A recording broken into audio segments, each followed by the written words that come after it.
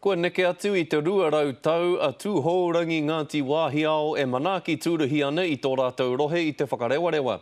Engari katahia no tō rātou marae a te Pākira, ka whai I tana tohu kaunga. Ara Kwao Mark e tai ai e rātou te tūpore tāngata ki reira. It's a pass, Mark.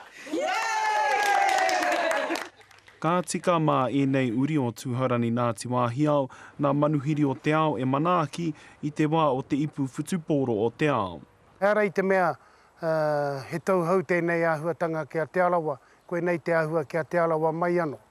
Mai I nā rautau warurau, nā tānata o tūhaurani Ngāti Wāhiao e manaaki ana I nā huna tūruhi. Engari he tuatahi tana tēnei te whai tohu mai a Kwao Mark. Koe nei tētahi taonga nui o roto I a tūhaurangi o Ngāti Wāhiao, mo te manaaki manuhiri, mo te manaaki tangata. E huri rau nā Kwao Mark ki te motu ki te arotake I nā marae e whakatūwhera ana I ona tatau ki te ao.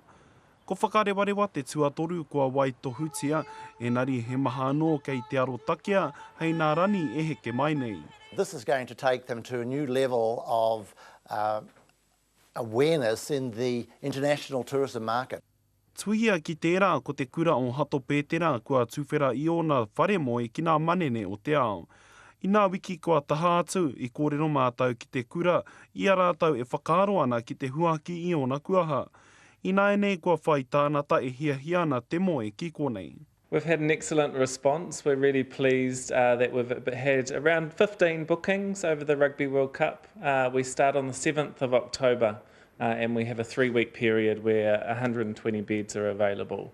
Ko e nei nā whare moe ana tauira o te kura nei, engari I te wā e hararai ana te kura, ka huakina ki te ao. We have our students right up until the end of term, until the Friday, and they leave at lunchtime, and then thereafter from 3 p.m. we have visitors arriving. Ko nā moni ka hoki anō ki te whakatika I nā whare moe o nā tauira. Rāpara tā whai, te karere.